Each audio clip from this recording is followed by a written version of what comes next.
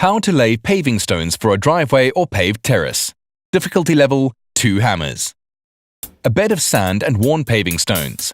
That's all you'll need to build a charming paved terrace or a paved driveway. The technique is easy to carry out but demands a lot of care.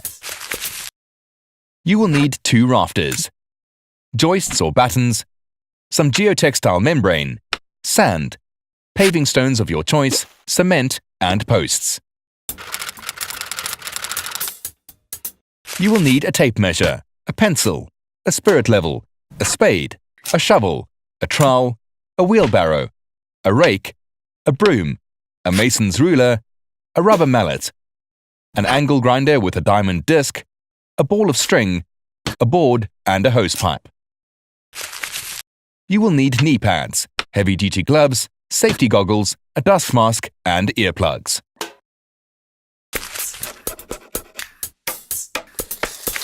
In order to locate firm and stable foundations on the site you have excavated, use a geotextile membrane to reinforce the base and strengthen the whole area, preventing the regrowth of weeds. Spread a layer of sand 3 or 4 centimeters thick and place your paving stones on top, tapping them into place with the mallet to seat them firmly. If the site is larger, where for example, for arable or vegetable farming, you should put down an initial layer before adding the bed of sand. For that, you should use hardcore or aggregate, for example, a mixture of gravel and cement. Here, a gutter borders the surface of our cladding. Mark the thickness of a single paving stone, then the level of the sand for the foundation. Then add 1 centimeter to allow for any settling during the work and the thickness of the geotextile membrane. Dig out the soil and rake it to make it level. If needs be, tamp the surface and check the level with a mason's ruler and spirit level. Create a slope 2 centimeters per meter down towards the gutter or the garden to help drain rainwater. A laser level will help check the levels.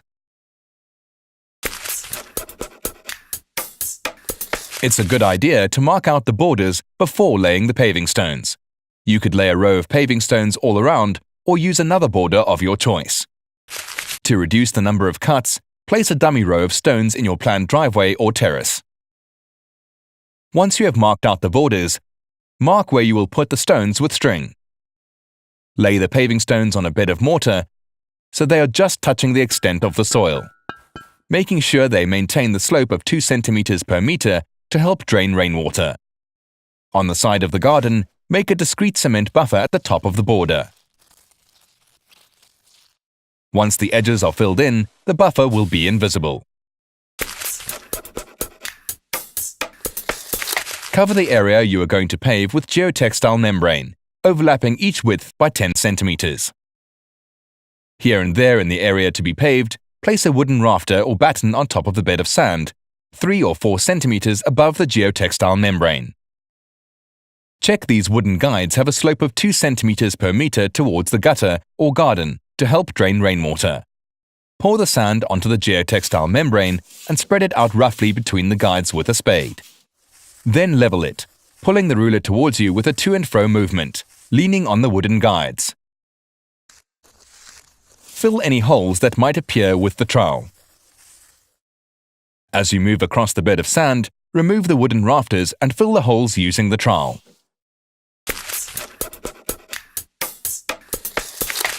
While working on the sand, kneel on a longboard to avoid spoiling the surface. Start by placing the paving stones end to end on the sand, beginning at one of the borders. Using the mallet, knock each of the stones about 1 centimeter into the sand, making sure you maintain the slight angle to aid drainage. Place the stones in a brick bond pattern in the second row. For square paved areas, you will have to cut a stone in half to start the next row. Mark the cut line. Wedge the paving stone on the ground and cut with an angle grinder and diamond disc. To ensure all the stones are the same height, as well as keeping the slight angle, it is easier to lay a quoin of 2 or 3 rows of paving stones. Check none of the stones projects above the surface. Tamp down any that are proud so your surface is completely flat. As much as possible, work from an already paved area, still kneeling on the long, wide board to avoid making the paving stones sink.